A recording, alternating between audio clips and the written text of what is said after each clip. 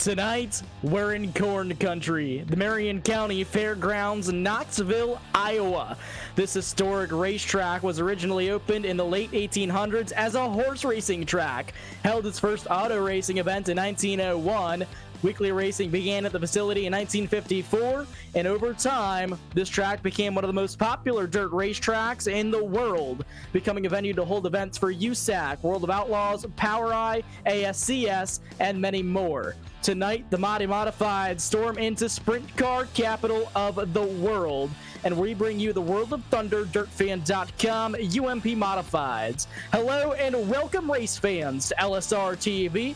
Charles Wooten behind the cameras tonight as executive producer, and the announcers booth tonight is going to be Nick Robbins and myself, Brandon Kreutz. And Nick, it's going to be one good show tonight. 62 drivers ready to fire up and get this thing underway. Absolutely, Brandon. A full 62-car field. Only 24 drivers going to be making it to the field this evening for the 40-lap main event. We're going to whittle out over half of these cars tonight. So your chances of making it to the main event this evening, you got to think about it this way, already less than 50%. We just wrapped up practice on the racetrack a few moments ago. Looks like Blake Majulis was the best time of the night with a 19.14 second effort around this famed half-mile dirt oval. That's a pretty quick pace around here for these modifieds, Brandon. Not a bad showing there from Blake. Not a bad showing at all. The only driver in practice to get into the 19-1s, and of course, Nicholas Johnson shortly behind him. A couple of new names that I haven't seen up at the front yet this season, but all of these drivers are going to be prepared to fight their hardest as this racetrack is pretty unique in itself. The very wide sweeping corners, the high speed straightaways, these drivers are going to have to be on their toes all night long. Yeah, and I really think with the banking as shallow as it is, this racetrack can be deceptively tricky, especially if you're coming in the corner a little bit too low, you get a left front up on that berm, it's going to shoot you straight towards the wall. You mentioned the high speeds. I mean, these modifieds, Blake Majulis top speed, I'm showing here in the live timing screen, 120 miles an hour. That is absolutely hauling the mail here, Brandon, and you don't lose a lot of speed in the corners here. You mentioned these very wide sweeping sets of corners. It's really going to be interesting to see what 62 drivers can do with this racetrack. Of course, the overcast sky is going to ensure, Brandon, we're going to have moisture in this track for quite some time, especially considering, like I said, a full field of 62 cars this evening. Yeah, and as you mentioned, moisture, overcast skies out here, 68 degrees Fahrenheit, track temp sitting right around 63 degrees up at the surface of the clay, and all of these guys going to be prepared for a tacky racetrack. And with that being said, I do have two grooves that that we will probably see tonight, Nick, and that's going to be letting these things scream up at the high side of the racetrack, and of course slow rolling all the way against that inside berm on the inside of this racing surface, and those are the two grooves that I expect. That middle groove may come into effect early in this night, but it'll go away pretty quick. Yeah, the middle groove, like you mentioned, going to go away pretty quickly. I genuinely think that's just because that's the easiest and the easiest way to get around this racetrack. A lot of guys will do it first, and that track, that groove, I should say, is going to go away pretty quickly. I have honestly seen both the top and the bottom here be equally fast. It's really one of the more unique tracks, I think, that we see in the iRacing service because of that. Typically, throughout the course of the evening, one line will be dominant, the other line comes in and takes over. But here at Knoxville, the bottom and the top are usually fast all night long, and that's really going to be interesting. Absolutely right. And of course, have to give a shout out to the presenting sponsor for this series, DirtFan.com. Kind of a good place to get all of the dirt racing news and highlights down there. DirtFan.com is the website, and of course our channel sponsors, Sawblade.com, Clan Wars Servers, Fame Design Media, and East Coast Motorsports Media. And of course, Race on Texas, helping to bring all of the action to you here. And without our sponsors, and of course, the League World of Thunder, we wouldn't be able to bring you this awesome racing action, and especially the racing action that we see here in World of Thunder every week, the UMP Modifieds. These things really able to storm around here. We go into heat races now, and the heat racing format is this: 10 laps in length. Caution laps are on. They do not count through heat races. 3 cars going to be advancing to the main events. These guys get their chance at 3 separate consolation races, and we're going to need them tonight with a full field. 12 laps in distance, and I'm going to guess probably 3 cars advancing from each of those after heat races are all said and done. And Nick, it's time for heat race number 1. Number 1 on the racetrack, ladies and gentlemen. Heat race, first heat race of the evening, fixing to roll out. Looking like James Grace in the 269 and Scott Holt going to be on row number 1. Looks like row number 2 going to have Brian Johnson and Jeffrey Herrick. Daniel Passmore and Tyler Bannister, the 151, going to make up row number 3. Excuse me, it's going to be Tyler Bannister, Jake Holt in row number 4. Shad Prescott well back in the field tonight, Brandon, in that 9th starting spot in the 14, along with Lucas Chowning and Evan C. rounding out our 11-car field, or 10-car field looks like now, for heat race number 1.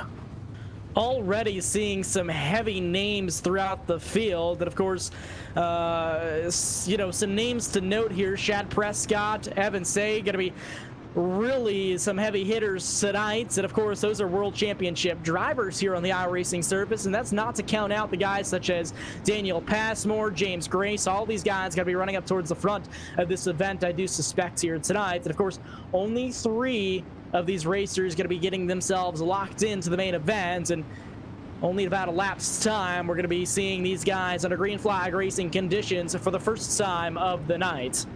Yeah, it's already interesting. Like you said, Brandon, we've got some heavy hitters in this one. Looking towards the back of the pack is not where I expected to see the name Shad Prescott. We look at the 14 machine, the driver out of Missouri, the D1RT team member, going to be starting in the 8th position here in heat race number 1. He's got a long way to go in 10 laps to get towards that top 3. But I tell you what, folks, if anybody can get it done, Brandon, I do believe it'll be Shad Prescott coming from the back. That's where I'm going to be watching. I think that's where a lot of the action is going to be this evening. Absolutely agree. And race fans, for the first time of the night, the iRacing official Chevy Silverado pace truck ducks down into the safety of the infield. The green flag is being displayed by Barney the flagman, and the field is underway. We're green flag racing for the first time of the night. James Grace going to get that early lead. Look on the bottom, though, Brandon. We've already got a challenge for that top spot with Scott Holt looking to the inside of Grace down the back straightaway into turn number 3. And that's going to be Calamity down into turn number 1. This time around, a little bit of a chain reaction going on. One car going to be sending it up all the way to the outside guardrail, and I do believe he's going to pinch Daniel Passmore up to the outside wall. That's going to send him around and collect a couple others as well. So tough break for some of those guys early. It does look like everybody's able to drive away from that mess down there in turn 1, and these guys could like to call this an original restart. All guys in their starting positions except for the caution cars, so the front row is going to remain the same as the initial start. We'll get them re-racked and restacked here, ladies and gentlemen. I do believe I heard a little earlier prior to the drivers' meeting, if you bring out a yellow in a heat race, you're done. You can try it again in that B main. I believe you get 2 shots in the consolation races and 2 shots in that 40-lap main event this evening, brought to you by dirtfan.com. Some great racing here this evening on tap for you. Unfortunately, getting a little bit of a stutter start here to heat race number 1. We'll get them re-racked and restacked and get them ready to go once again. Yeah, I do believe it's going to end up being lights out this time at the stripe up on top of that pace truck, and the field to get stacked up, doubled up, and ready to roll once again here under green flag racing conditions. A little bit of connectivity issues there from Scott Holt, it looks like, and hopefully he can get that all sorted out. And it does look like he may be dropping to the rear of the field just for that. So it's going to put James Grace as your control car here, and he's going to be the guy leading the field back to the green flag when it's all said and done once again. So James Grace going to get to be in charge of take 2 for heat race number 1 here for the UMP Modifieds. The World of Thunder UMP Modifieds here this evening at Knoxville Raceway in Knoxville, Iowa. As Brandon gave you that awesome history of this racetrack at the beginning of the show. Some absolutely phenomenal racing has taken place here over the years. As we stab the loud pedal back off of turn number 4, Brandon, we're already headed into turn number 1. Nearly 3 wide that time, down at a quarter number 1. That time around, now storming down the back straightaway. Everybody gets his single down. So this time around, James Grace already looking to have company back there, as here comes Tyler Bannister on the low side of the racetrack. Grace working that top line right around the outside of turns 3 and 4. He'll lead the first lap of the first heat race here this evening. Bannister, though, hot on his heels. And look, in third spot, already in a transfer, Brandon, that is Shad Prescott rounding out the top 3 right now. Shad Prescott trying to storm up through. One car in trouble up against the outer guardrail back there. So far, we stay green. No issue, no worries to these drivers up front. And Tyler Bannister trying to slow roll the bottom. You can see a little bit of a grip strip down there where the clay is still moist. He's trying to utilize that and get up there, but he can't hold the momentum quite yet. Yeah, this is exactly what we were talking about a little bit earlier on, folks. Brandon and I were both mentioning we've got 2 really fast lines of racing here as Bannister pulls within half a car down the front stretch. Brandon, we head back into turn number 1. It's going to be a drag race this time down to the back straightaway. Bannister down there in that one machine. He's going to try to make something happen down there, and it's still going to be Grace rocking that high side. He's got these modified motors screaming. That 269 machine up on the high side of the racing surface, and these guys going to hold 2 by 2 by 2 by 2. Nearly dead even at the start-finish line, ladies and gentlemen. Bannister now your race leader as we head back into turn number 1. Bannister on the bottom, going to have barely an edge, 7/100ths of a second as they pull back into turn number 3. Looks like the white flag going to be in the air this time by Brandon. Down the front straightaway we go once again into turn number 1. 10 laps in distance, Nick, of the distance before the heat. So close enough. It's going to be 3 laps to go this time around, and all of these guys are looking to try to gain any position that they can. Shad Prescott going to be under fire back there once again as well, and it's going to be a battle back there for that transfer position as he ducks down low. Nearly a little bit of contact. Nerf bar back there from the 33 machine.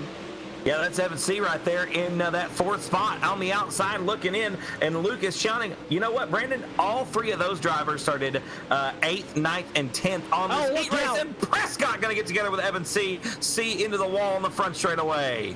And look out, drivers, backwards car in the middle of the racing surface. Everybody managing to avoid, and you know, he gave Prescott a little bit of a bump there. We go back on replay, and you can see it down here. They head through the corner, a little bit of a bump to the door. Prescott said, no way. He cranked that sucker left, and he's going to hook the 33 way up to the outside wall. You're going to race me like that. I'm going to race you just like that back. And, you know, I would say no hard feelings, but I think there was some feelings being taken into effect there. There's always feelings on the dirt track, Brandon. everybody's feeling everything out here tonight, man. You know, and it's just, I think it's that kind of adrenaline and that kind of, those kinds of feelings that make this kind of racing as exciting as it is. I mean, even though this track is a half-mile racetrack, which is big for some of us in the dirt track world, it's still, in the grand scheme of things, not a very big racetrack and not a very long lap. You do not have time to wait, especially in these 10-lap heat races. You've got to go when the getting is good, and I believe that both Evan and Shad trying to get that done and make it happen. Unfortunately for Evan, he is going to be out of a transfer spot, and Shad Prescott better keep his eyes on the back of that 14 machine, because the 47 Lucas Chowning is coming.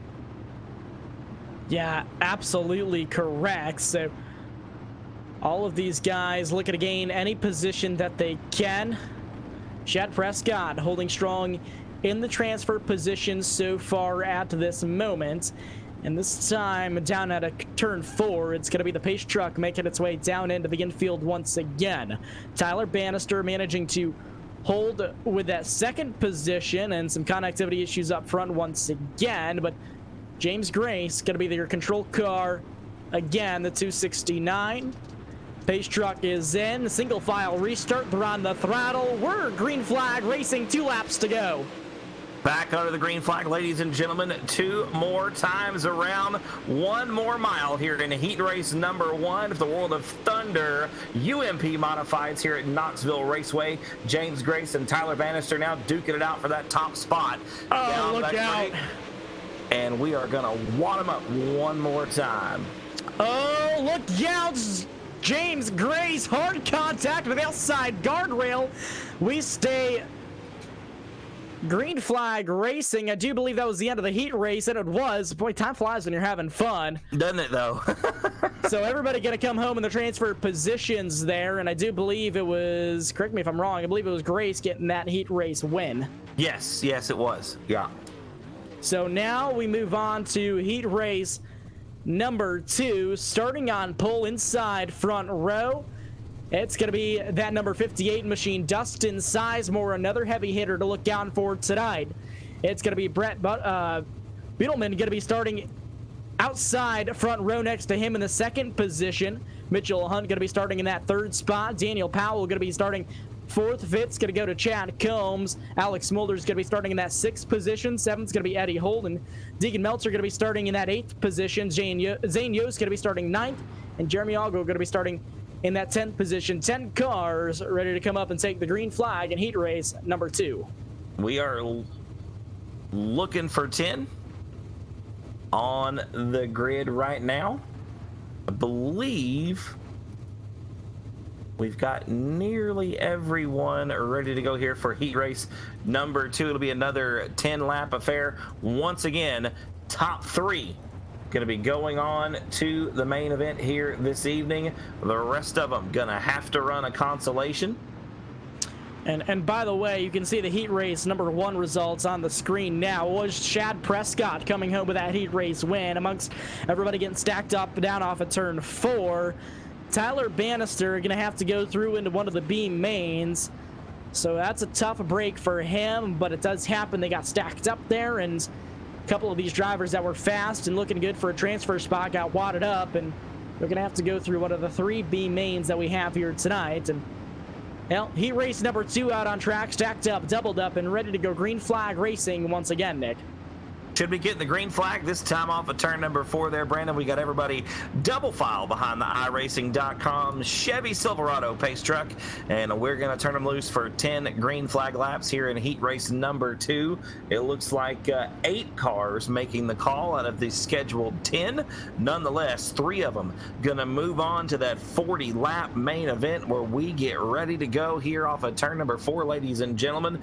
Don't blink, you'll miss them as they come by. Heat race number 2, gonna take the green flag off of turn number 4. The whole shot's gonna go to Dustin Sizemore, and already trouble behind him. Everybody keeps it straight so far.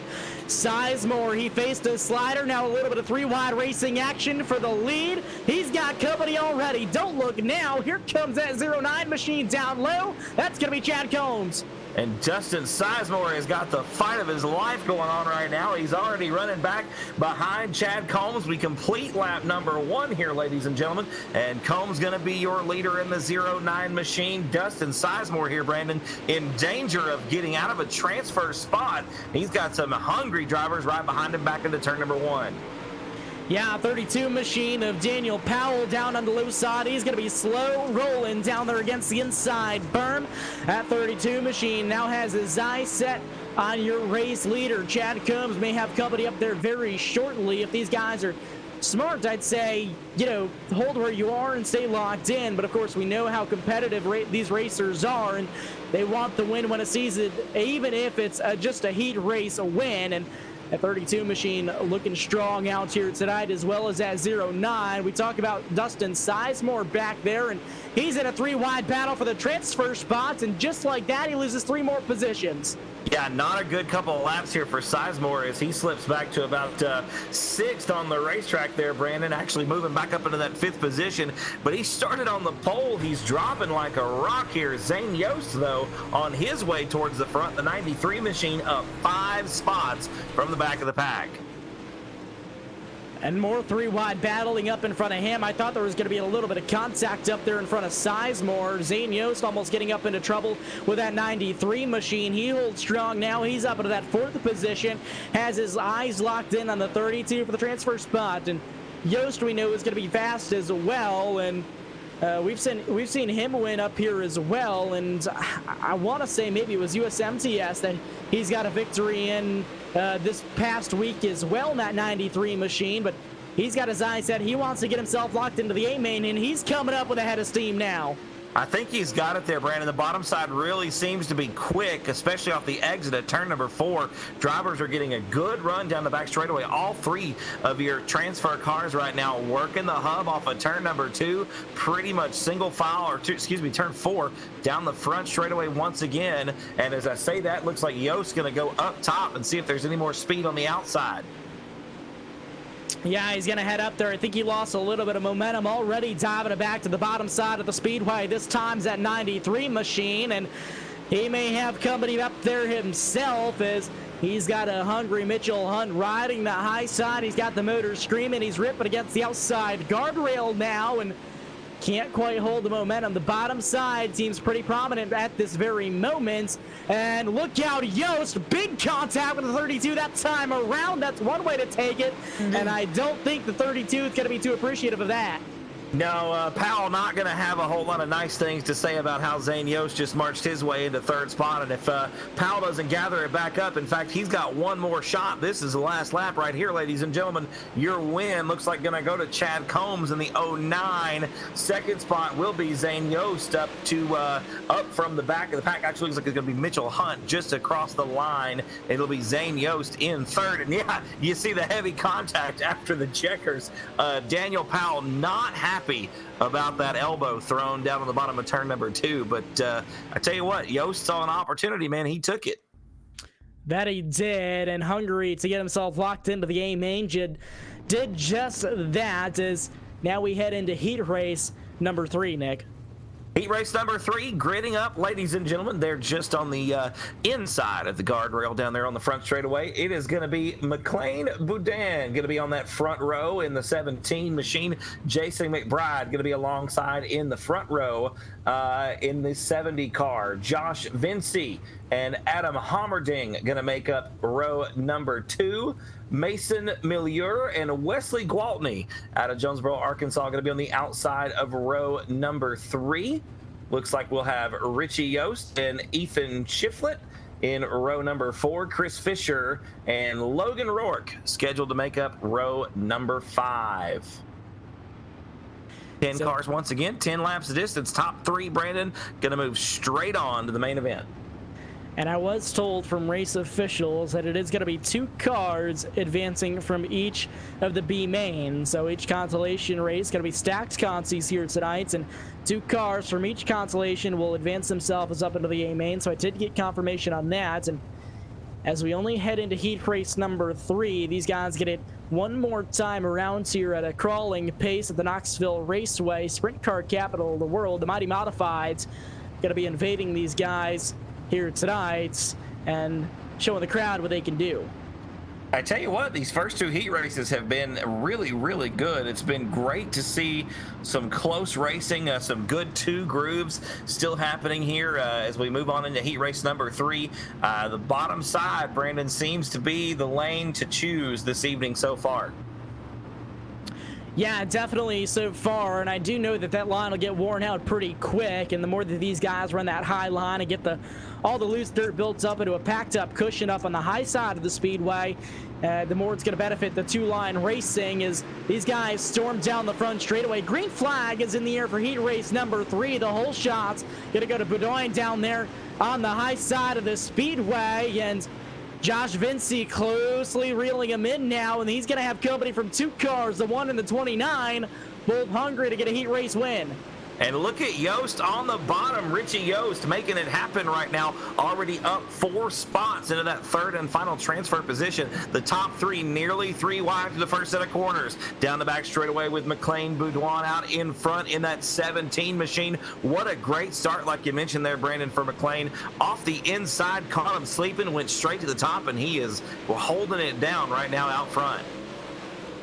Yeah, the 17 car holding strong out front of this thing as of right now. And, well, that just turned into a battle for the transfer position back there. The two cars that were going to be fighting for the race lead in contact, heavy contact, heading down there into the corner entry. And Chris Fisher, he was looking for that position and just not going to make it happen that time around out of turn 4 that last time by. And that 5 machine's going to have to gather it up, try it again. He's rocking the low side of the speedway at this moment, and he's got the momentum heading down into turn 3.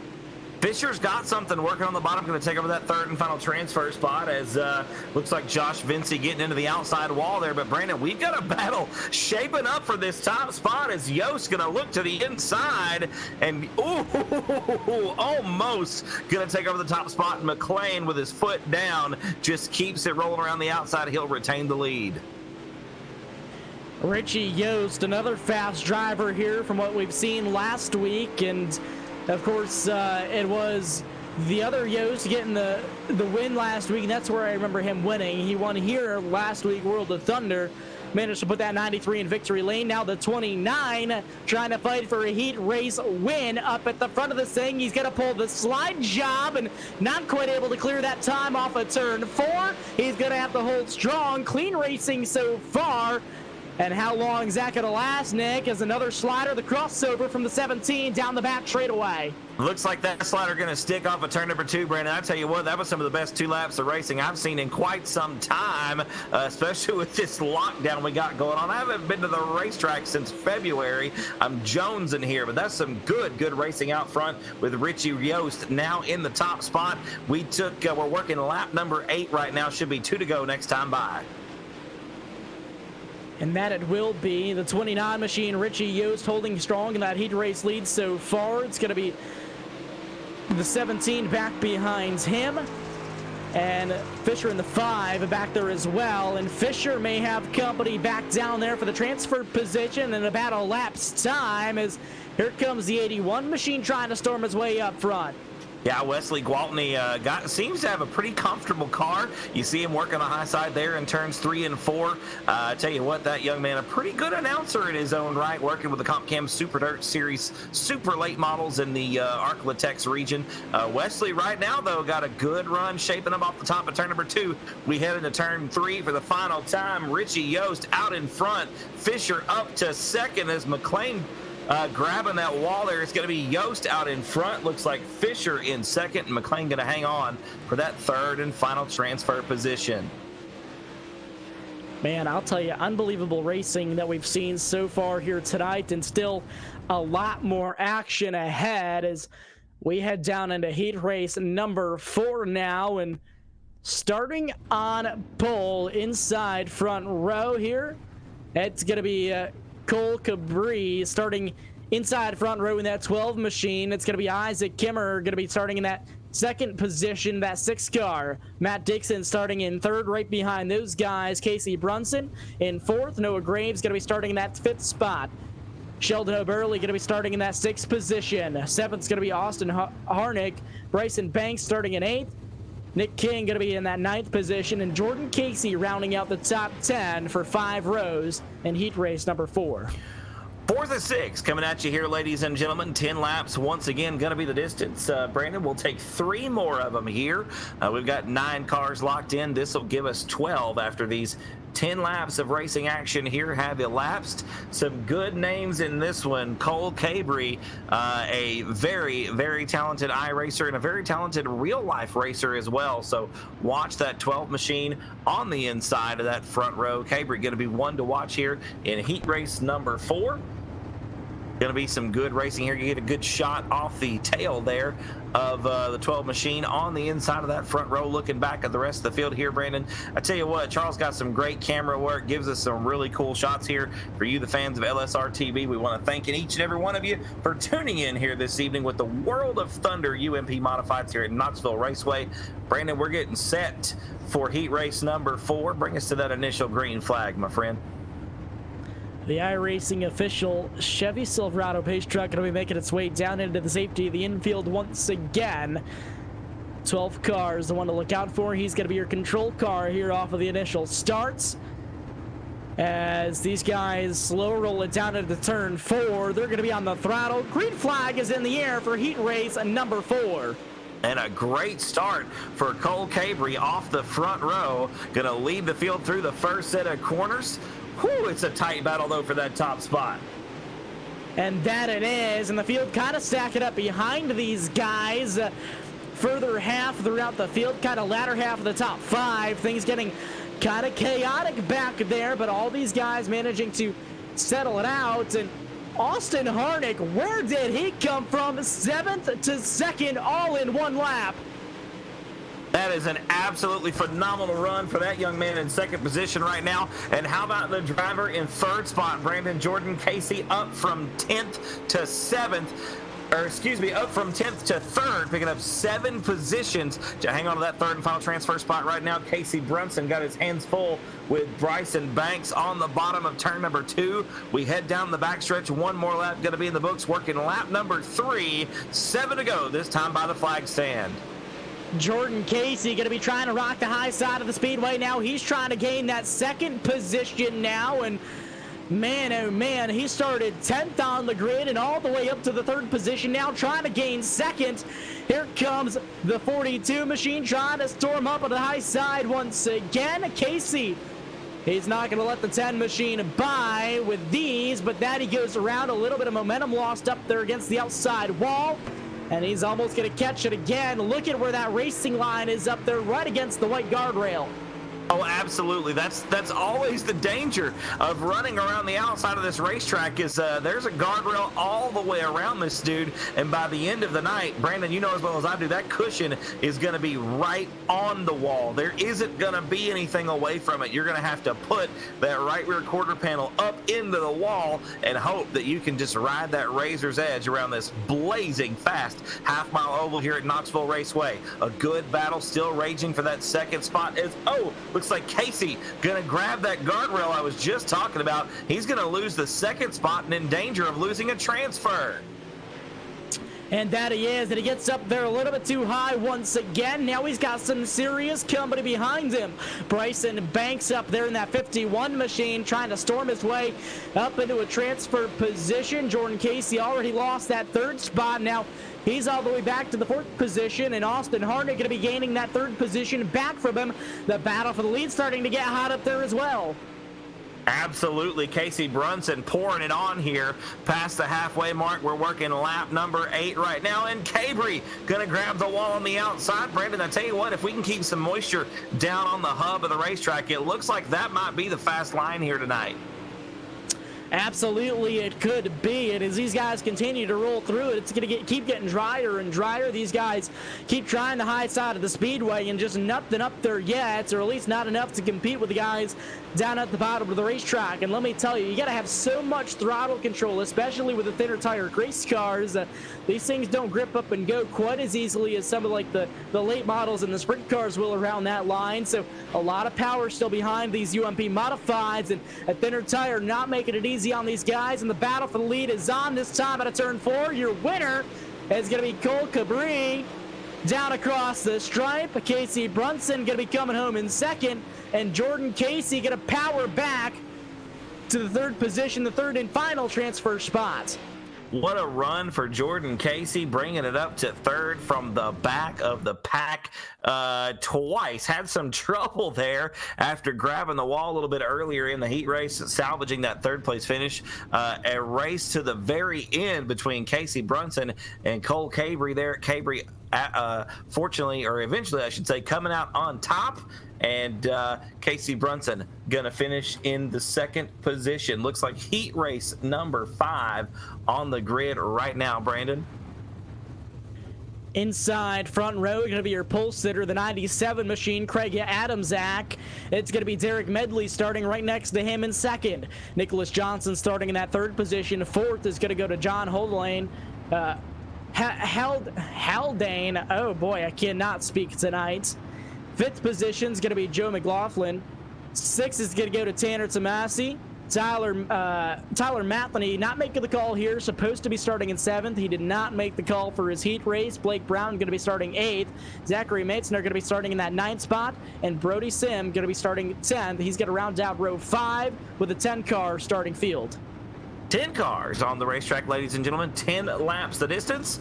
Top 3 once again. These will give us 13, 14, and 15 cars. Moving on into tonight's 40-lap main event here at Knoxville Raceway. A long way to go before we get there, Brandon. A lot of drivers going to be fighting for very few spots coming up here a little bit later on in the racing program. We've got this and one more heat race, and then 3 B mains this evening, where only the top 2 are going to transfer to the main event.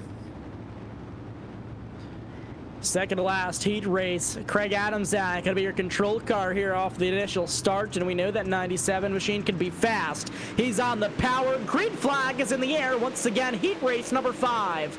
Looked like maybe Craig caught him sleeping there on the initial start there. Brandon Adamczak fired out of a cannon off the bottom of turn number 4. He's out to a huge advantage. Already a half a second between himself and Nicholas Johnson there in 2nd spot.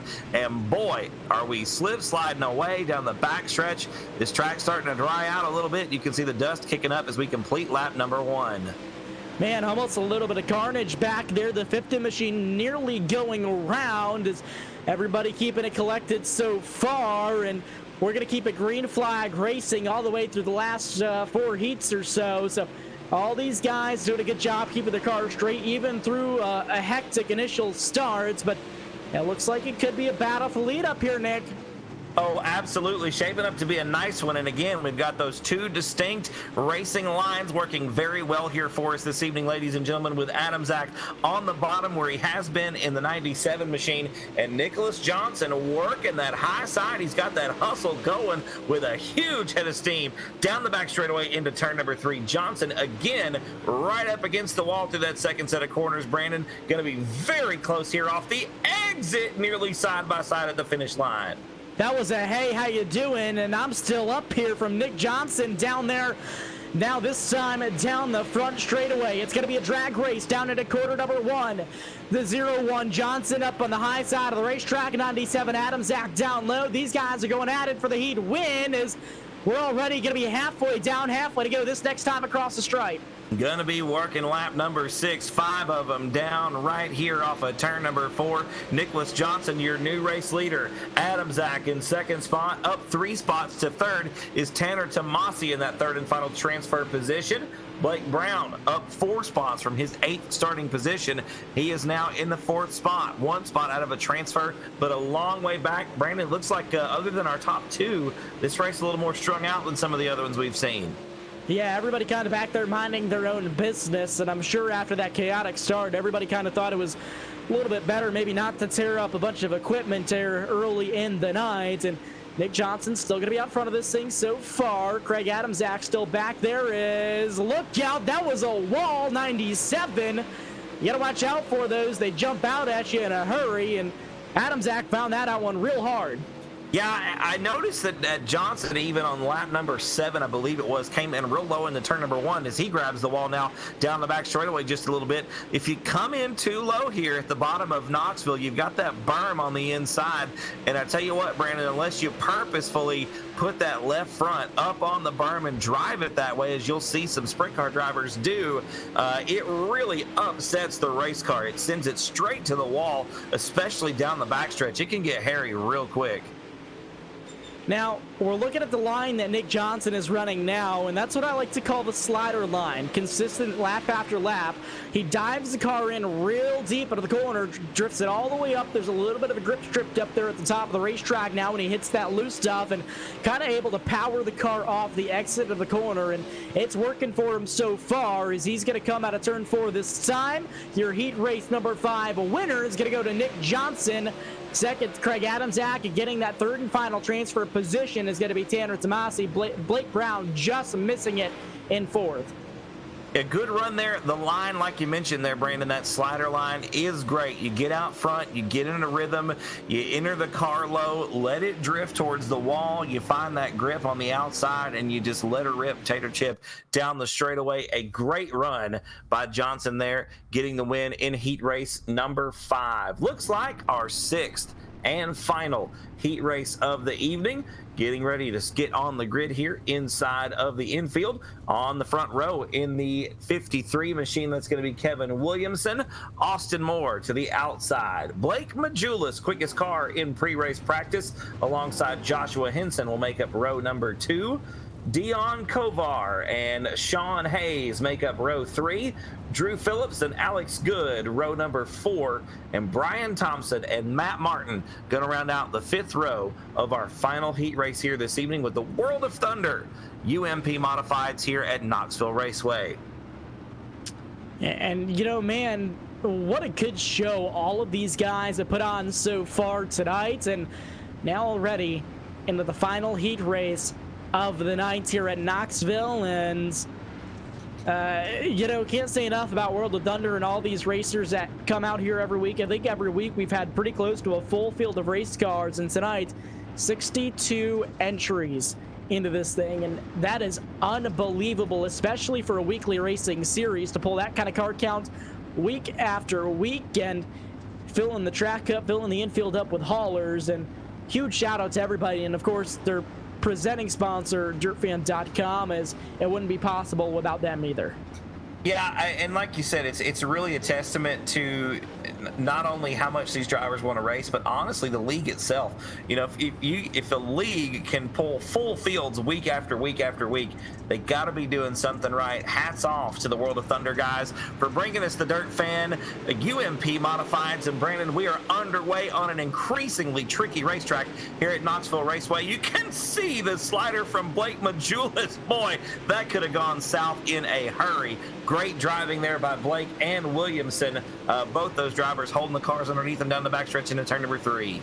Look out, briefly 3 wide for the race lead that time around, and it's going to be a battle for up front here, a hot one at that, as look out, third placeman 53, Kevin Williamson, almost getting punted up onto the outside guardrail that time around, and he's got company for the transfer position now, and he's getting booted around, and he's getting bounced around like a pinball out there, and so far holding strong up front in position number 3. Williamson trying to get some breathing room there, man. He's got a gaggle of cars behind him. He's just trying to get some space. Right now he can salvage that third and final transfer if he can just hang on to it, but he's got his hands full with guys like Joshua Hessen and Drew Phillips and Alex Good all right there. They're not only racing each other, but they're racing to get into that main event here, because after this, man, it is last chances all the way. Absolutely correct, and we've got 3 consolation races on board after this, but we've still got to get through the final laps of this heat race. Dion Kovar up there in that second position, getting themselves locked in to this main event so far, but he's going to have company coming up quick on that rear Nerf bar. He's got the 53 and big slider for the 118 there. That's going to put him up onto the outside wall. Joshua Hessen up at the outer guardrail after quite the gutsy move, and man, oh man, nearly destroying that 118 machine. Yeah, that was a Hail Mary if I've ever seen one, dude. That guy came all the way, Hessen came all the way from the bottom of the racetrack, just full send into turn number 3, or turn number 1, I should say. It could have gone a lot worse. It's a good piece of driving by Josh to hang on to that car after grabbing the wall. I'll tell you what, the guy up front, Blake Majulis here, Brandon, has laid the keys on the front desk and checked out on the rest of the field. A 2-second advantage over Kovar in second spot. Yeah, absolutely, Nick, and he's going to come around to take just 3 laps to go this time at the stripe, the 127 machine. Majulis is going to be dialed in up at the front of this heat race and getting himself prepared for that feature. He's kind of testing the limits up there, as he has plenty of room to do, just seeing what line is going to work best. He's kind of moving around the racetrack a little bit, and he's still pulling a gap from the rest of this field. So Dion Kovar back there in that second position so far. Williamson still under fire for the transfer position. A very close battle raging for that third and final transfer spot, with Joshua Hessen now going bottom side again. Another Hail Mary slider off the bottom of turn number 1. This one might stick, Brandon. Indeed it does. Down the back straightaway into turn number 3. Look out, Kevin Williamson, a Hail Mary slider. Hey, how are you doing? And Williamson gonna make that one stick, now heading to the bottom side of the speedway this time. Hessen getting a taste of his own medicine there, now over to the outside wall. Man, oh man, what good racing we have so far. And Majulik's going to come off of turn 4. He's going to be your heat race number 6 winner. It's going to be Dion Cover back there gaining second, and Kevin Williamson hanging on to that third and final transfer position. A huge victory in heat race number 6 for Blake Majulis. 3.09 seconds the gap at the start finish line on lap number 10. How about those throwing bows, man? Back in the middle of the pack for that third and final transfer spot. Williamson and Hessen, absolutely a knockdown, drag out slugfest for that third and final transfer position. Unfortunately, Hessen gonna have to run one of 3 B mains. The first one, ladies and gentlemen, coming up right now. Brandon, who we got on the grid?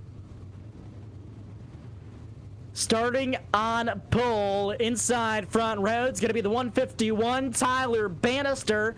Starting second to his outside, it's going to be Austin Harnick. Daniel Passmore starting at that third position. Bryson Banks starting 4th. 5th is going to go to Jeffrey Herrick. Matt Dixon starting in that 6th position. Jay Colt starting 7th. 8th's going to go to Sheldon O'Burl. Scott Holt going to be starting in that 9th position. Isaac Kimmer going to be starting in 10th. Evan C. going to be starting in 11th. Noah Groves going to be starting 12th. Brian Johnson in 13th. And Nick King scheduled to start 14th. 14 cars going to be wound up and ready to take the green flag for B main number 1. 14 drivers on the grid. Brandon, just 2 of them gonna go on to our 40-lap main event coming up in just a few moments. You got 12 laps to get there. If you're Evan C., I mean, we just watched him earlier this month in the spring fling with Team VLR, try to put on a heck of a show in a super late model dirt track at Charlotte Motor Speedway. He's got a long way to go here in this one, starting in about the 11th position. You don't have time to wait. You got to pass a car a lap to get up towards the front and get where you need to be, because not only are you racing for a transfer, you're racing for your starting position as well.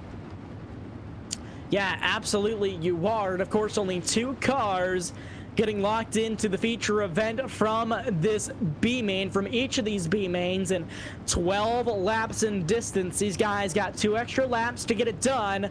And it's going to be up to these guys to see what they can do. Pace truck going to be making its way down into the safety, the infield this time. Around the field will be in the hands of Tyler Bannister. He's on the throttle. Green flag in the air. B main racing style. And Bannister going to lead him into turn number 1. One car around. Already got cars around on the front straightaway. We're going to see if everybody can gather it back up so we can keep the green out here for B main number 1. Bannister going to be your leader down the back straightaway into turn number 3, but he's got his hands full with Austin Harnick in that 15 machine. Harnick right now just 1/10 of a second out of that top spot as we complete lap number 1.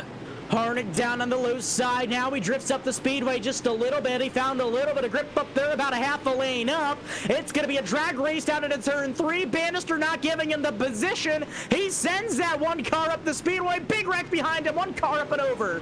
Yeah, upside down in turn number 3. The yellow going to come out. Looks like it was Noah Groves, I believe, getting upside down there. Over in turn number 3, a wild ride. I tell you what, though, Brandon, that battle for the top spot, taking no prisoner, is Tyler Bannister in the 151 machine. Give no room and take no quarter down there on the bottom of the racetrack, man. That was absolutely a slam of the door on Austin Hartwick. Absolutely it was, and as you just saw in replay, that was a hard hit up there into the outside guardrail, and able to continue on somehow, but that race car going to have some serious damage on it for sure. And as you were just saying, Nick, Tyler Bannister, he's not taking over an answer for this B main win. He wants to ensure that he has that spot locked in, and he is not going to give it up for the world. as Austin Harnick tried to make the dive underneath them, and he said, no, sir, not tonight. And he defended that position. He's going to be your control car once again off of this restart.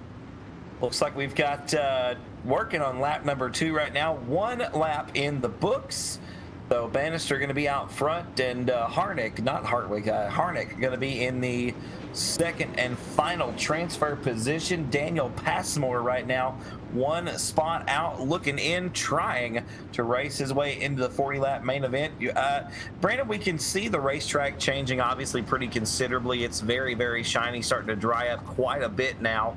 I think the overcast conditions that we had for the heat races helped us keep some moisture in this racetrack a little bit longer, but with 62 cars running 10-lap heats, not to mention pre-race practice, we've beat this racetrack up quite a bit. She's going to be pretty slick come feature time, and you mentioned throttle control earlier. It is going to be of the utmost importance in that 40-lap main event.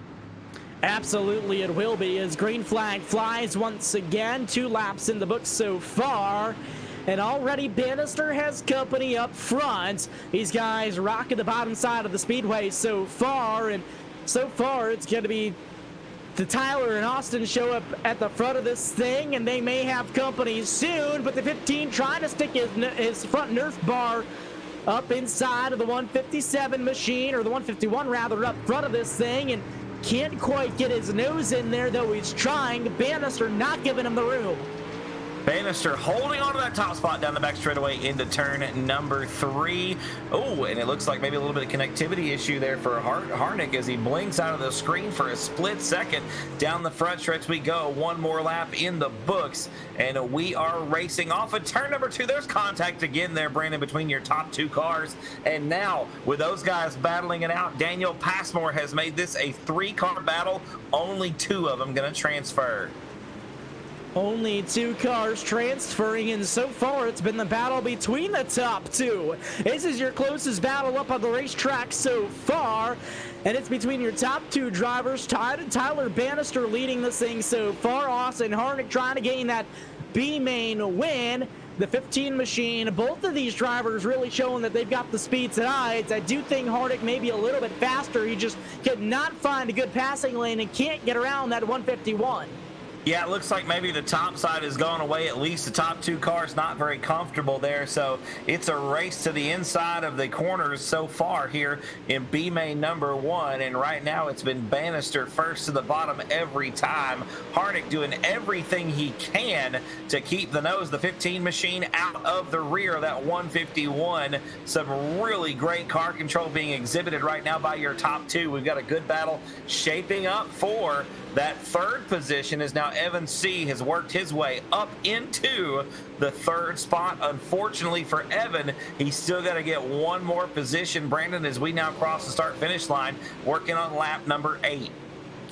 Yeah, and I'm sure C is trying to, or maybe hoping for a yellow flag to come out. That's going to be probably a saving grace at this very moment to the 33 machine, but not looking too promising yet. The field's spread out for the most part, and now even the top 2, that battle is starting to cease out as well, as Tyler Bannister starting to pull away from Harnick.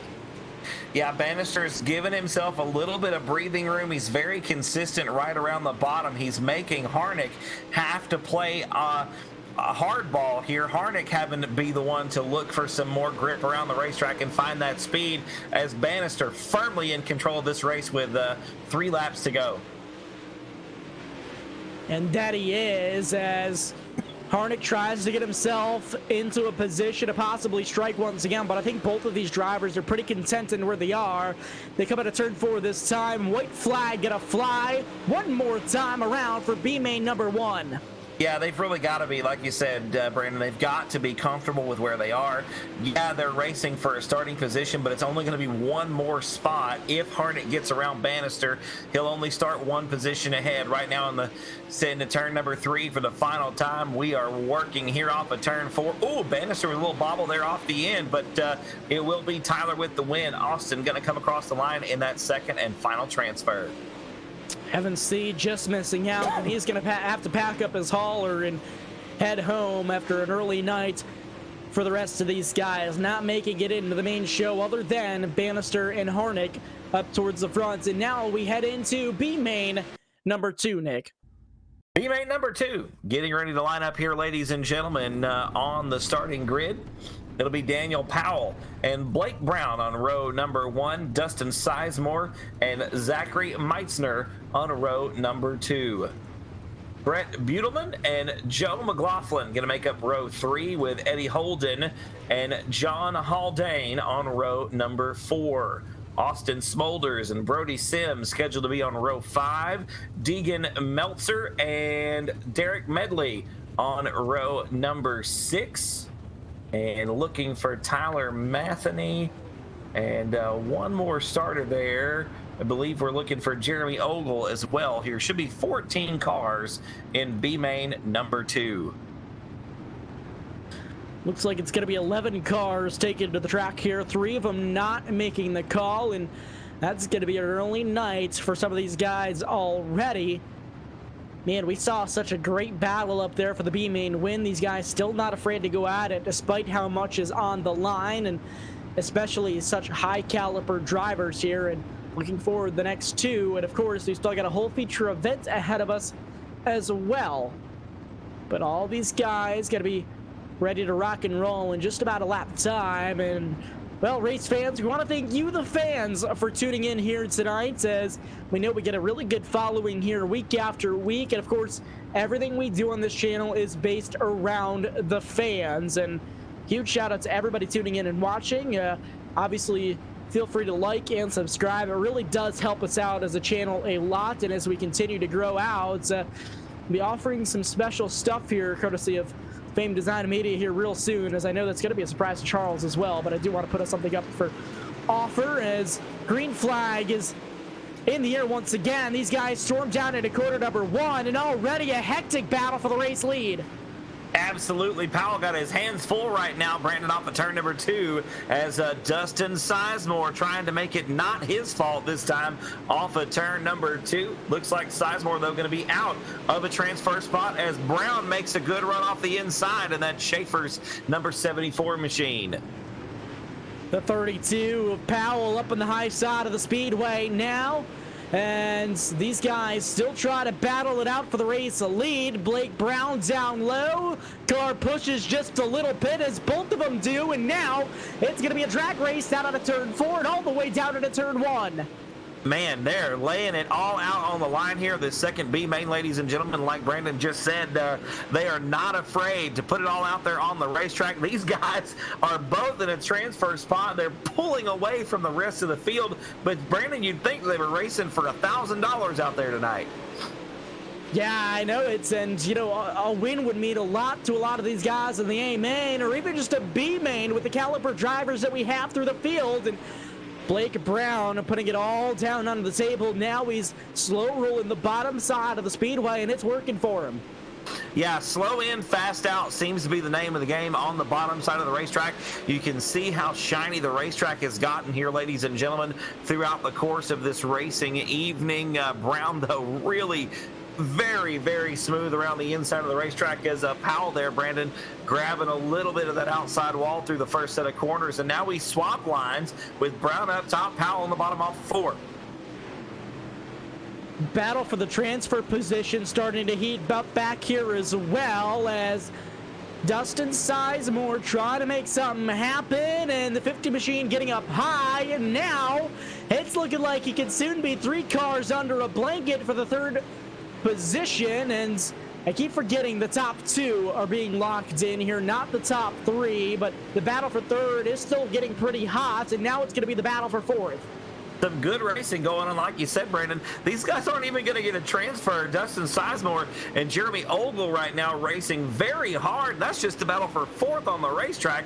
They're a straightaway behind your top 2 cars here, with Blake Brown now got his hands full with Daniel Powell, as Powell has moved down to the bottom of the racetrack, comes into that first set of corners, and Brown maybe not able to keep it glued to the inside as well as he could earlier. Brandon seems to be struggling. That he is, and the top 2 starting to close in on each other now, as He's trying to make something happen. That's going to be Powell right to the back Nerf bar of Brown this time. And Blake Brown struggling to keep it pinned down there. Like you said, Nick, the 32 maybe going to try to take advantage of it. All it's going to take, Brandon, is one mistake. You can see coming in there, ladies and gentlemen, the 74 machine of Blake Brown, real snug on the entry. He's having to work very hard to make that car turn left. He's having to really back that corner up and ease the car in to the first set of corners there. You see a good shot off the bottom. That was a much better go around that time for Blake Brown, and he pulls away to about a 6/10 second advantage as we now come across for the white flag should be in the air this time by, working lap number 11 as we cross the start-finish line. Just two more times around the Knoxville Raceway for B-Main number 2. Blake Brown now pulling back ahead once again. And again, it's going to be two cars locking themselves into the feature events here. And they come off in turn 4 this time around. White flag is in the air one more time around. That time through 3 and 4 there, Brandon, it looks like Blake Brown trying to work the high side. You see him here on 1 and 2 as well, trying to feel it out. You know, you got to have a car that's happy on both sides of the racetrack. You've really got to be able to adjust, adapt, and overcome. And Blake Brown has done just that. He's going to grab the win here in B-Main number 2, and he will move on as well as Daniel Powell. We'll move on to our 40-lap main event coming up here in just a few moments. Brandon, one more B-Main. We're going to grid them up real quick. Who we got coming up for that grid here in just a second? Well, it's going to be B-Main number 3, the final one of the night. And you may have to take this over as my timing is not cooperating with me at the moment. Oh, cool. That's one of these great problems we have here with this technology, man. Sometimes it works, and sometimes it just decides to let you down. We got you here, brother. We got Wesley Gwaltney on the front row inside, as well as Joshua Hessen to the outside there in the 118. You'll remember Joshua from some of those crazy Hail Mary sliders we had going on earlier in heat race action. Josh Vinci and Drew Phillips going to make up row 2. Ethan Shiflett and Austin Moore, row 3. Adam Hommerding and Alex Good, row 4. Looks like Jason McBride and Sean Hayes on row 5. Mason Millier and Brian Thompson, row 6. And Logan Rourke and Matt Martin scheduled to make up row number 7. We are looking for 14. I see 9 of them on the racetrack, and it looks like that's what we're going to have. We'll start 9 in this third and final B-Main here for the 40-lap main event brought to you by DirtFan.com with the World of Thunder UMP Modifieds here at Knoxville Raceway. And these guys going to get stacked up, doubled up, and ready to go green flag racing in just one more lap's time. And the final B-Main of the night, B-Main number 3. Right after this, these guys will get about a 5-minute warm-up period for the good drivers that are locked into the main event. Get themselves used to the slick track. And again, some of these guys haven't been on this track since Heat Race 1 when it was still tacked up. So giving these guys the opportunity to shake down their cars for the slick racetrack that they're going to face. And it's going to be some good racing, and still one more race to get these 2 more drivers locked into the main show. Yeah, and Brandon, you mentioned how much this track is slicked off and how some of these drivers haven't seen it since heat race number 1. It is a whole new ball game out here for some of these guys, ladies and gentlemen, as we get ready to take the green flag. About as much late model-esque horsepower with half the tire to put it to the ground. Ladies and gentlemen, these modifieds are wild, wild, wild. And here we go off into turn number 1 with Wesley Gwaltney. Got to break away here from him, Brandon, on the opening circuit. And that he is, and it's going to be 3 wide battling for the transfer position behind him. Look out, drivers, a little bit of contact, a little bit of a push, a little bit of a shove back there, and nearly going around is one car, if not one car going around back there, but so far so green, and it's still going to be close to a 3 wide battle.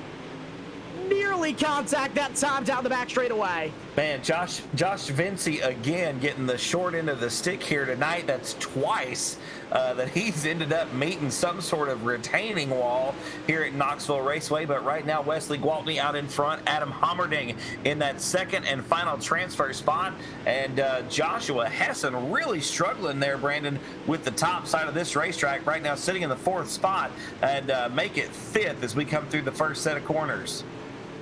Oh, and Hessen up to the outside, retaining wall once again in the 118 machine. And he had a little bit of help from Austin Moore without one, just not able to get it situated. And he's up there again, not having a good time on the outside of this racetrack so far tonight. Is that machine back there of Joshua Hessen. Yeah, I mean, and you mentioned it earlier. These cars, they're not quite as strong or as durable as, say, a street stock. You bang it in the wall pretty good once, you're going to hurt the right front, and that's really where you drive this car, is off the right front of the vehicle. So you tweak that suspension at all on the front end, and it's really just all downhill from there. So it's kind of a vicious cycle. You grab the wall once, and you're probably going to end up in it again, and that's just going to cause even more damage to the race car. So really, once you're up there and in the loose stuff, you're just kind of there. Yeah, absolutely. And the thin tire, you know, doesn't help to try to hold you in if you slip up a little bit too high. And now the battle for the lead starting to close in as we look up front, actually, as Gwaltney may have some company up there soon with that 81 machine, as that's going to be Adam Hommerding trying to hunt him down. These guys have gained quite the gap on the rest of the field, so maybe a little bit of playing room up there if they decide to battle it out for the race lead. Yeah, Gwaltney has put a left front up on that berm on the inside of the last couple of laps. He missed it there.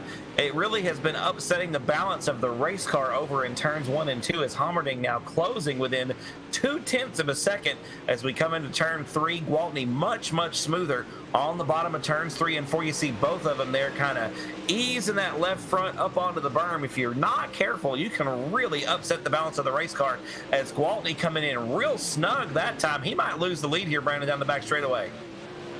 And that he will down into turn 3. It's going to be the 42 of Adam Hommerding taking over that lead position here, and maybe trying to fight back. A little bit of a bobble back there from the 81 machine, and that's not going to help his case, but still going to be locked into the main event, as these guys going to have 2 laps to go next time they cross the stripe. Yeah, if you're Wesley Gwaltney right now, you don't don't try to run him down. Like you said, Brandon, you're locked into the main event. You've got, 2.5 seconds between you and third place with about a lap and a half to go. Just cruise it. Don't hurt the car.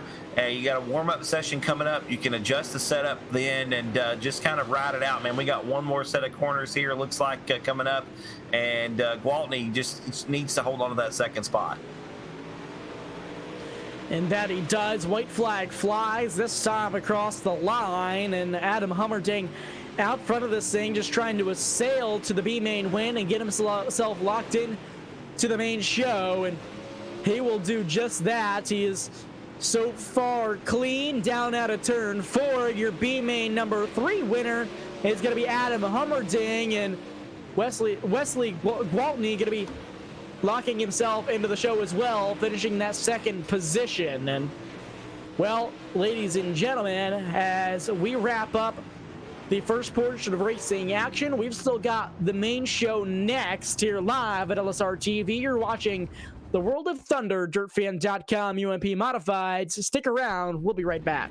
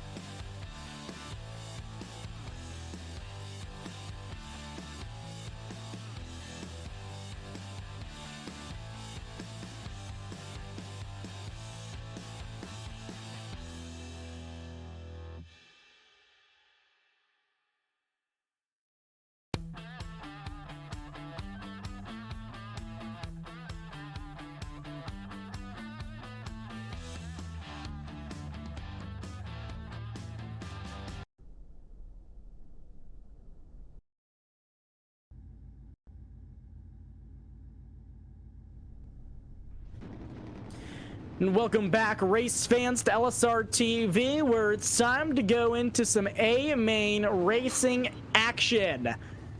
After some redraw here, starting on pole is going to be Cole Cabri inside front row. Starting second is going to be Nicholas Johnson. Third's going to go to Blake Majolis, going to be starting in that third position. Richie Yo starting fourth. Shad Prescott in fifth. And Chad Combs going to be starting in the sixth position.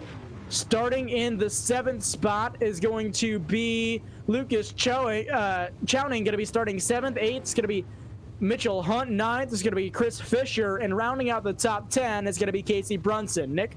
Craig Adamzak going to be starting in the 11th position. Dion Kovar in the 12th spot. James Grace 13th. Zane Yost will start outside of row number 7 in the 14th position. McLean Boudouin going to be in the 15th spot. Jordan Casey 16th. Tanner Tomasi 17th. Kevin Williamson in the 18th position. Tyler Bannister 19th. And it looks like it's going to be Austin Harnick starting 20th. Our final 4 starters. Brandon, who you got?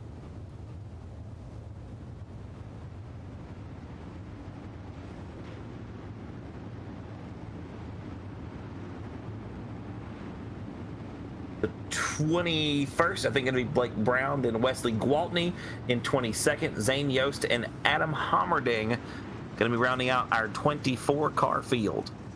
24 cars ready to rock and roll. These guys going to take a few laps around here to get themselves lined up to where they have to be and get the redraw cars racked up and up into their correct starting position. So again, it is going to end up being Cole Cabri starting on pole. He's going to be inside front row and going to be your control car off of the initial start.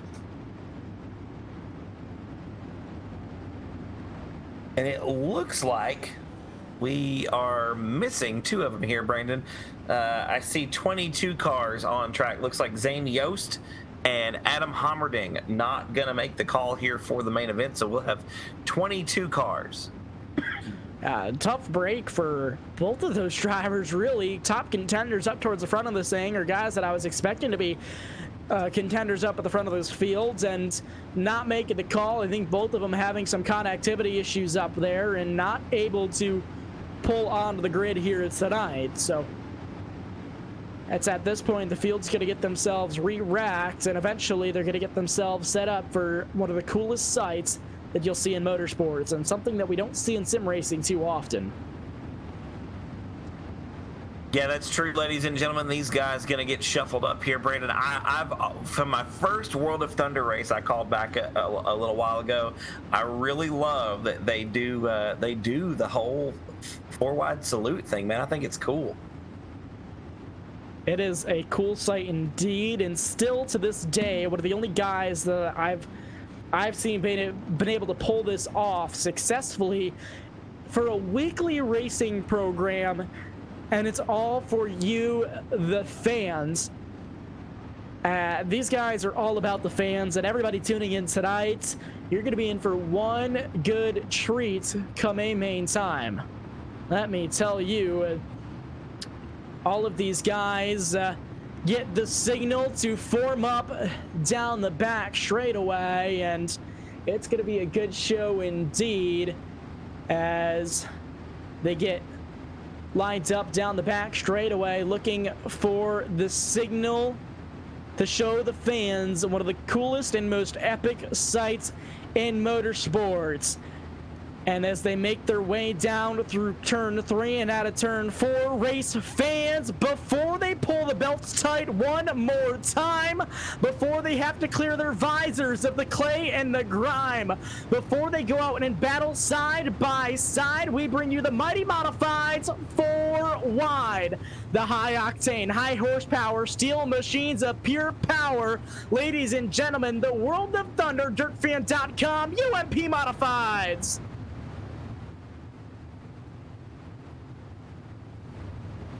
And what a sight that is, Nick. This is by far one of the coolest things you will ever see in sim racing. Oh, absolutely, Brandon. I mean, these guys are nice and tight down the back straightaway, 4 wide. Ladies and gentlemen, this is some good stuff. If you like what you're seeing at LSRTV, let us know down in the comments. We appreciate each and every one of you tuning in this evening. One of the coolest sights in all of sim racing right here. The 4 wide salute to you, the fans here at the virtual Knoxville Raceway here this evening. Brandon, we are getting ready to go for our main event here tonight. Going to be a great race. This track has slicked off something serious. It is going to be awesome to watch Cole Cabri, excuse me, take it from the top and try to lead these guys to the green flag. And it should be this next time right here. These guys get lined up into their proper starting positions, and they're going to end up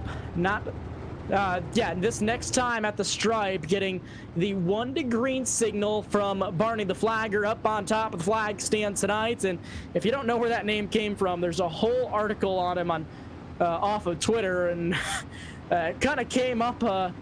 Don't really like to talk about the pandemic on air, but that's kind of the reason as he started gaining popularity of the flagger that doesn't stop here on iRacing. So these guys are all going to get lined up into their proper positions and getting the 1 to go signal at the stand this time. Waving some of those other drivers around there, ladies and gentlemen, make sure everybody's on the same lap. You will see that we've counted these first 5. It's going to be a 35 lap affair here tonight. Brandon, 35 laps, not a long time here at Knoxville. Things can get out of hand real quick with these UMP modifieds here, the dirtfan.com UMP modifieds with the World of Thunder. It can go sideways in a hurry. Car control, throttle control, gonna be paramount here this evening. You can't get crazy on the wheel. You got to kind of ease the car into the corner, set it up very nicely, and ease the car out of the corner. And finesse, I think, is the word that comes to mind for me tonight. That it is. And race fans, it's time to buckle your seatbelts and hold your hats. The Mighty Modifieds are ready to rumble. It's showtime. And immediately the green flag waves, ladies and gentlemen. Cole Cabri up to the top shelf in turn number 1. And he's going to have his hands full with Blake Majulis there side by side. Brandon down the back straightaway into turn number 3. A little bit of melee there about mid-pack, it looks like, but everybody going to keep it clean and keep it green off of turn 4. Majulis in the top spot. A side-by-side battle briefly. Now 3 wide back behind them for the second position. And it's going to be a drag race down the back straightaway for the race lead. Chad Prescott trying to take that position away at the low side, and he's going to slow roll it all the way down to the bottom of the speedway, this time out of turn 4. The bottom side is coming in, ladies and gentlemen. You're hearing me say it right now. The bottom side is coming in, and it's going to be Chad Prescott, your new race leader off of turn number 2. Prescott easing it into the corner, finessing all the way through this second set right here. About a lane or so off the bottom of the track there, Brandon, is now Majulis hard in the wall off of turn 4. That he is. He gets himself collected back up. He's going to lose that position to Nicholas Johnson, and Johnson's going to have his eyes set on Chad Prescott. Prescott trying to pull away from the field. He hasn't been able to gain much of a gap yet, and now Majulis is going to be under fire once again. That's going to be Chowning right behind him, rocking the low side of the speedway. Caution flag is in the air. Yellow flag going to wave here, ladies and gentlemen. You see Blake Majulis trying to bring it back down to the bottom of the racetrack here. Brandon, I'm thinking, man, the bottom side, at least right now, might be where you need to be. Yeah, I'm thinking so. And we look at an LSR replay. Dion Cover coming down out of turn 2 and down into turn 3. A little bit of contact there and hiked the rear end of that race car up. And he manages to keep it straight, and no other drivers really too involved in that whole deal, but everybody managing to avoid in one way or another. And single car incident, but it is enough to bring out the first caution flag of the night. Well, Kovar going to get another chance at it. Once again, you get 2 cautions here in the main event. You cause 2 of those, and you get to park it on the old virtual trailer for the evening. So looks like 4 laps been completed here of the 35. So 31 remaining here in the main event for the dirtfan.com World of Thunder UMP Modifieds here at Knoxville Raceway.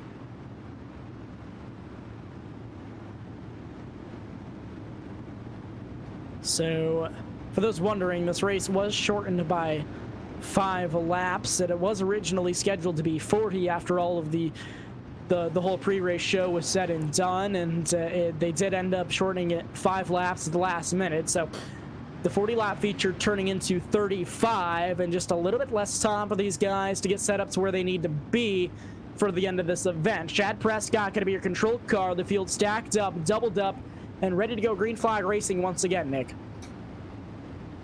Ready to rock this time off of turn number 4. We're going to ease it into that second set of corners here, ladies and gentlemen. Prescott in control of the field as we get ready to take the green flag. And look at that, Brandon, fired out of a cannon off the bottom. Going to bring Majulis along for the ride.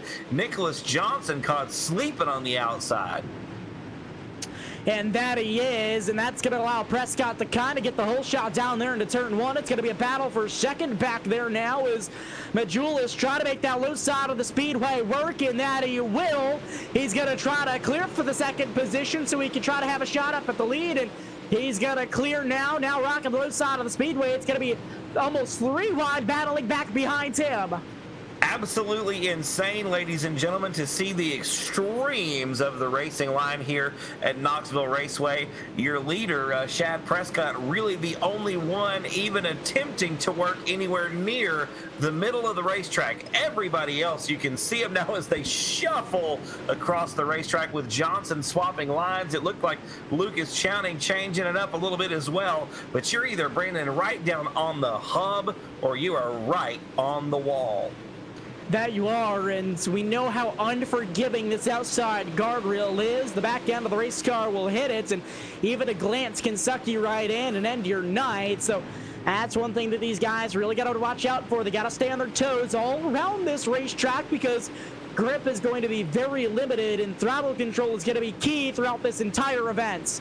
Absolutely. I mean, the racetrack, I'm looking at Chad Prescott's best lap time of this race so far. It's a 21.22 second time. And if you remember, folks, in pre-race practice, we were down in the low 19-second range. So the racetrack has slowed, Brandon, by almost, actually a little over 2 full seconds here in the feature race. So all of these guys trying to get themselves set up to where they need to be. Chad Prescott still out there leading this thing so far. Majulis back there as well into the second position. Nick Johnson back there in the 8th spots. And these guys pretty much singled out as of right now. Battle back there starting to heat up for the 4th position as Lucas Chowning's got company from behind him down at the low side of the speedway. Surprise, surprise. And he's going to try to take the defensive line down there into turn 1. And Chris Fisher trying to make his way up to the field now. Yeah, Fisher, one of the cars on the move. We've got several drivers here, Brandon, inside the top 10 who've moved up 4 and 5 positions.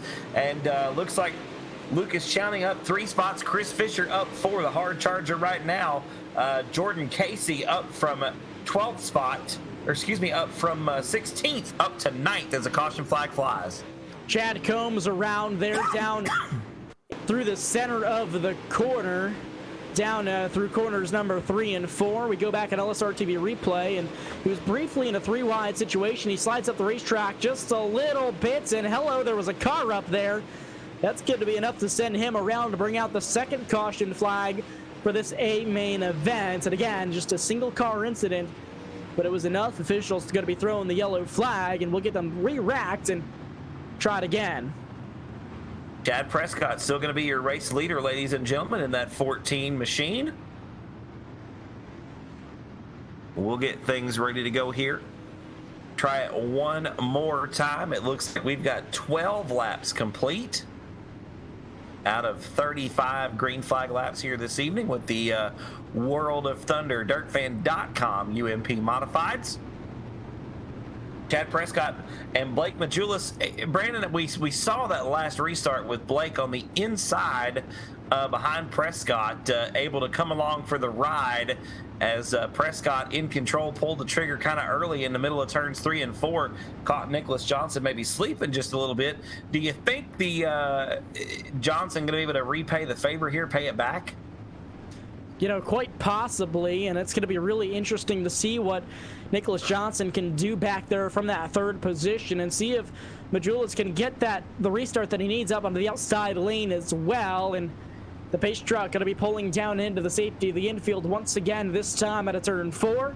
It's going to be Shad Prescott leading these guys back to the green flag, as I think I spoke too soon. I think I got a little bit too excited. Pace truck going to remain out just one more time around. Hey man, I completely understand that. It happens to the best of us. It's not a big deal. Not a big deal. I do think though that with Prescott, he snookered him on that last restart, man. It was pretty impressive. So I think if Johnson can be on his toes and ready to go as soon as Shad steps on the throttle, Majulis going to have to watch on that outside line for sure. I feel like Blake's at a little bit of a disadvantage right now. Yeah, I am kind of in the same boat there, but we're going to have to find out. They're on the throttle. Green flag is back in the air, and a pretty good restart from Majulis out to the outside of this thing, and he's going to hang on to that second position.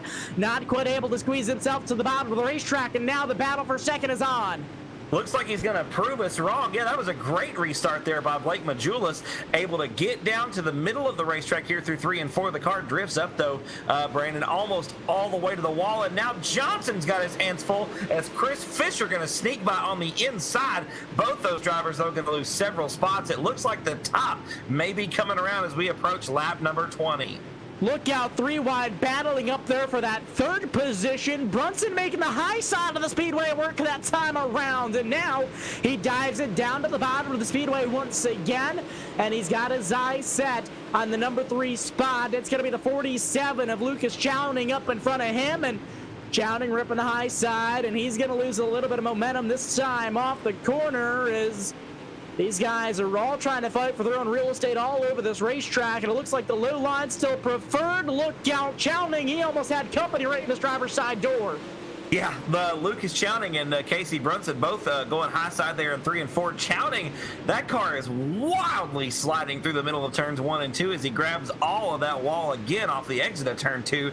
Yeah, Chowning really struggling there with entry. The car really getting out from underneath him there through the transition of the corners. But nonetheless, your leader by almost 7/10 of a second is Mr. Shad Prescott in the 14 machine out in front of Blake Majulis, Lucas Chowning, Casey Brunson, and Jordan Casey up 11 spots, Brandon, into that 5th position right now, rounding out the top 5.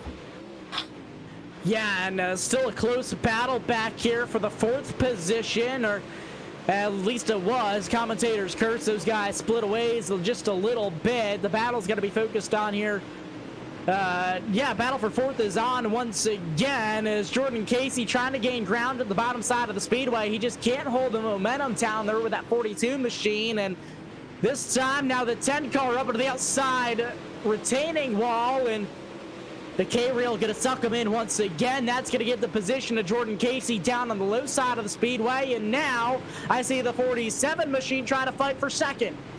Lucas Chowning taking a look to the outside of Blake Majulis, trying to close that gap there as Majulis once again really working well off the bottom of turns 3 and 4. We come back down the front stretch into turn number 1. Shad Prescott, though, Brandon, walking away with it right here, about a second out in front of Majulis. 20 laps in the books, going to be 21 complete this time by. Yeah, laps ticking off quick. It's already going to be we're way beyond the halfway point of this race already, and these guys fighting for every position that they can. And man, oh man, these guys pulling some bonsai moves, try to gain any position that they can. Jordan Casey almost had a door full of the 47 up there, and now that's going to be the 10 machine of Casey Brunson trying to fight back up to the outside lane once again. It's like you said, Brandon, at this point, man, they're trying to get all the positions they possibly can, and it's really giving us some great racing as Jordan Casey and Casey Brunson get together coming down that front straightaway. Man, Brunson really wanting back around Jordan Casey there to take over that 4th spot once again. Casey right now working the bottom of turns 3 and 4. Jordan Casey looking good. 1 and 2, I should say. Looking good in that 42 machine. He's going to take over the 3rd spot from Lucas Chowning. What a move for Jordan Casey. Chowning got the outside wall just a little bit. That'll allow the 42 machine to slip through. and he's going to pull away with that third position with ease as of so far, and he slides up the racetrack. This battle for the third position may not be done yet. It's going to be a battle for the podium, and the 47 machine just can't catch back up as of right now. The field singled out for the most part now is unbelievable lead that Shad Prescott has out front, already starting to catch up to some lap traffic. Yeah, Prescott has really just been the class of this act, man. Pretty much since the drop of that green flag. You're exactly right, though. Catching up to the 97 machine here. Going to be the first car to go a lap down. That's Craig Adams, Zach. In danger of going a lap down. Indeed, he will here in turns 1 and 2. Prescott just nice and easy. You've got to be smooth here in these UMP modifieds. Like we talked about earlier, late model amounts of power, but barely any tire whatsoever to put it down to the ground, as we are now within 10 laps to go here, folks. A great run from Shad Prescott, just really rolling on him here in the main event for the World of Thunder UMP Modifieds, brought to you by DirtFan.com at Knoxville Raceway. A heavy battle going on back here for the fourth position. That's what you've been watching here on your screen, and it's almost contact with the outside wall again as Lucas Chowning is. He's been rim riding this thing high, wide, and handsome for the 47 machine. He lost that fourth position already to Nicholas Johnson, and Casey Brunson trying to have something to say about it as well. You know, Brandon, the outside line here at Knoxville, this racetrack is so wide. It is such a longer way around. You have really got to commit. And it's really difficult to do that in these modifieds. They are a very fickle race car. You really, you got to drive them hard, but at the same time, you've got to be careful how much power you try to put down through that 9-inch tire. Like I said, a lot of horsepower under the hood and not a lot of rubber to get it to the ground. You're really walking a fine line all the way around here at this racetrack. Yeah, and another thing that I've noticed about the top side of this racetrack so far is, man, it got rutted up and bumpy up there as these race cars not setting up too well up on the high side of the speedway. A lot of bumps to try to get through. It's a rough racetrack. A lot of character up at the high side of the speedway right now, and it's not helping these guys run up there at all. And these guys staying nice and smooth, just kind of easing the throttle on the low side, and it's working for a lot of these guys low to mid right now. Yeah, Shad Prescott really showing them the way here. Looks like a lot of drivers following suit. Majulis has made up some ground, on Prescott here in second spot. Still a little bit of a gap between the two, but both of those drivers really running the bottom to maybe a lane off or so. But yeah, just real easy on the throttle, ease the car into the corner. And like you said, try to keep it out of the bumps there. You see Prescott, or not Prescott, but Majulis there with a bit of a push on the entry of turn number 3. You really got to steer clear of these bumps, man. Any little upset to these modifieds, and it really makes it a handful. And that it does, and this time out of turn 4, it's going to be 2 laps to go at the starter stand for Shad Prescott with a dominating performance from the 14 team. Yeah, Chad not taking any prisoners here tonight, kicking butt and taking names in the 14 machine. The D1RT racer really putting on a show here with the World of Thunder UMP Modifieds. 2 laps to go. About a lap now, actually, as we come off of turn number 4 this time. Brandon, bring us home. White flag in the air. White flag in the air presented by East Coast Motorsports Media. The 14 machine, Shad Prescott, putting on a dominating performance all night long. He stayed consistent. He's just been slow rolling it from the bottom side of the speedway and up about a groove up. And this time at a turn 4, he's going to be your feature winner, 14, Shad Prescott. Shad Prescott going to grab the win here, ladies and gentlemen. Looks like Blake Majulis going to be second spot. Your hard charger is Jordan Casey inside the top 3. He's going to move up 13 positions. So you got 3 of them tied for that. He, Daniel Powell, and Wesley Gwaltney each picking up 13 spots. Jordan Casey going to be 3rd. Nicholas Johnson 4th. Lucas Chowning rounds out the top 5. Casey Brunson, Chris Fisher, Zane Yost, Tyler Bannister, and Daniel Powell are your top 10. Brandon, great race here tonight. Shad Prescott obviously very happy with his performance. We'll try to get a word in with him here in just a minute. Yeah, and that we will. And we're going to run through your final finishing results before we cut to a quick commercial break. Coming home with the race win, ladies and gentlemen, is going to be the 14 machine of Shad Prescott. Blake Majola is going to be coming home in the second position. Coming home in third is going to be Jordan Casey. Nicholas Johnson finishing in fourth. Fifth is going to go to Lucas Chowning. Sixth is Casey Brunson. Seventh position is going to go to Chris Fisher. Eighth is going to be Zane Yost, who did actually end up making the starting grid here tonight. Finishing in the ninth position is going to go to Tyler Bannister, and rounding out the top 10 is going to be Daniel Powell. Nick? In the 11th spot, ladies and gentlemen, looks like it's going to be Wesley Gwaltney, Tanner Tomasi in 12th, Richie Yost 13th, Mitchell Hunt 14th, Austin Harnick 15th, James Grace in that 16th spot, Kevin Williamson 17th, McLean Boudouin in the 18th position, Craig Adamsack 19th, Blake Brown 20th, Chad Combs 21st, Cole Cabry 22nd, Dion Kovar 23rd, and Adam Hommerding going to be credited with a 24th position.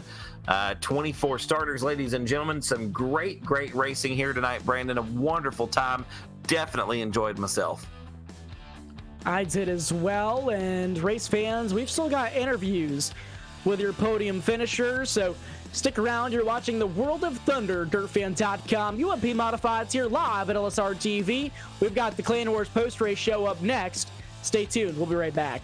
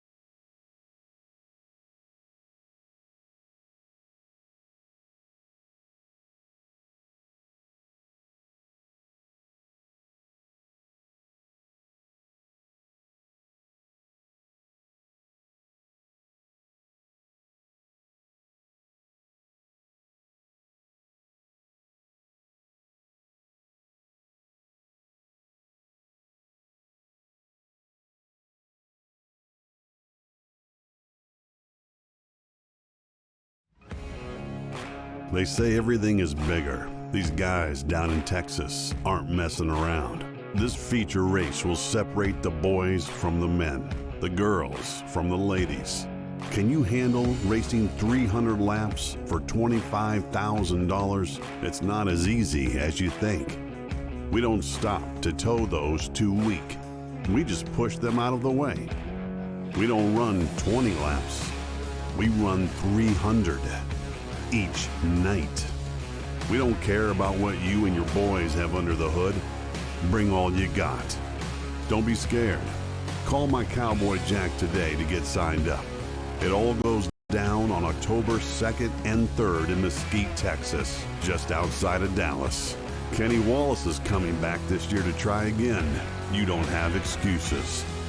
Go to LoneStar600.com now.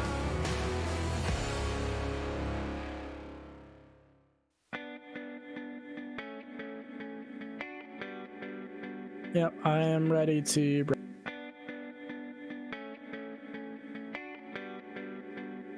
And welcome back, race fans, to LSRTV. You're watching the Clan Wars servers post-race show.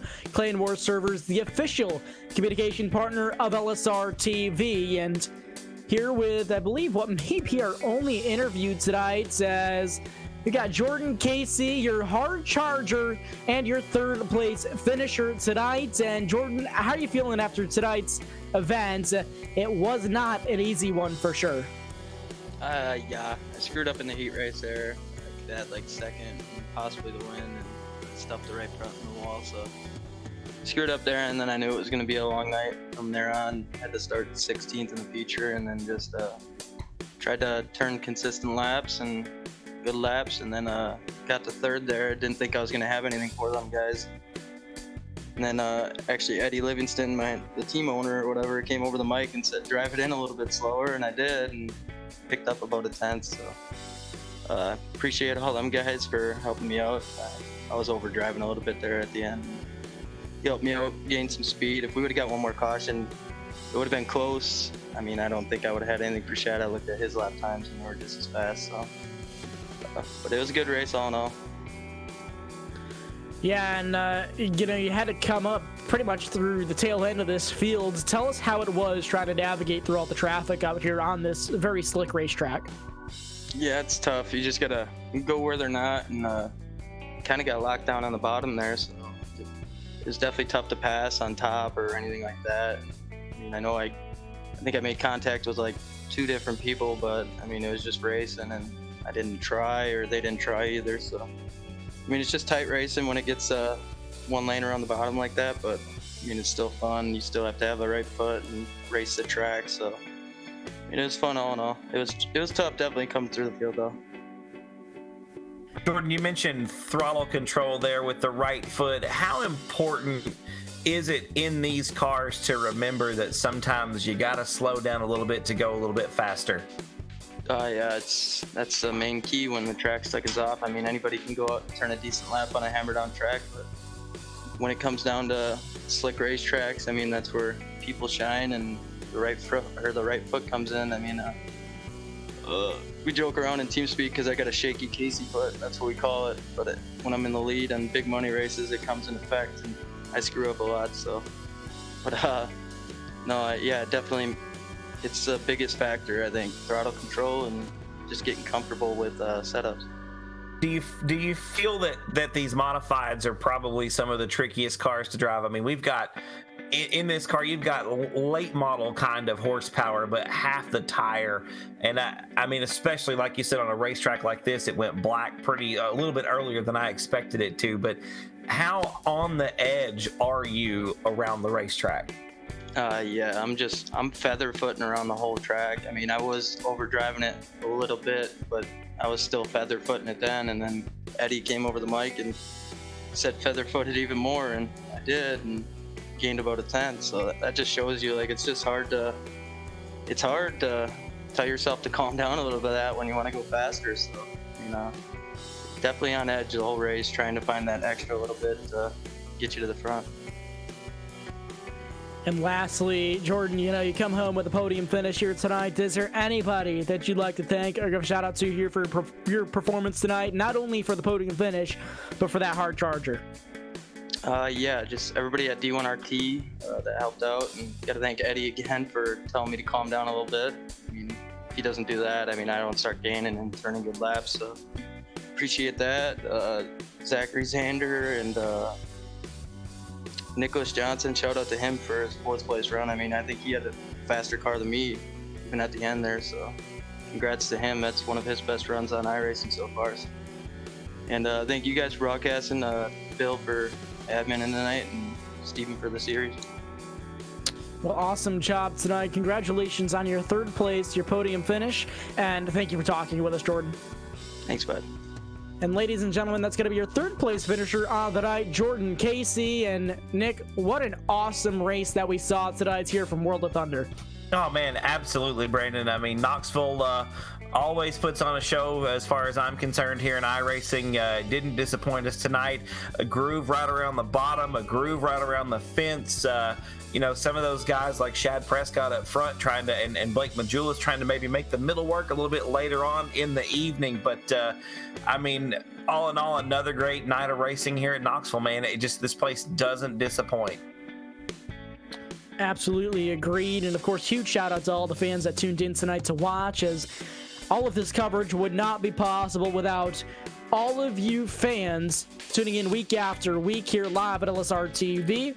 The support over the last few months of us taking over this channel have been super appreciated, and the support has been overwhelming, and it's just been awesome to be a part of all of this. And Nick, before we wrap up coverage tonight, is there any final thoughts after this event and going into next week? Man, I second everything you just said. I want to thank all the folks for watching us, come on here and try to have a little normalcy, watch a little racing, and just have a little fun, man. That's really all that there is to it. Next week, another great night of racing from World of Thunder. Just this league in general, one of my favorites to watch and one of my favorites to announce for. So I really enjoy it. Looking forward to next week, and can't wait to see everybody back at the same time.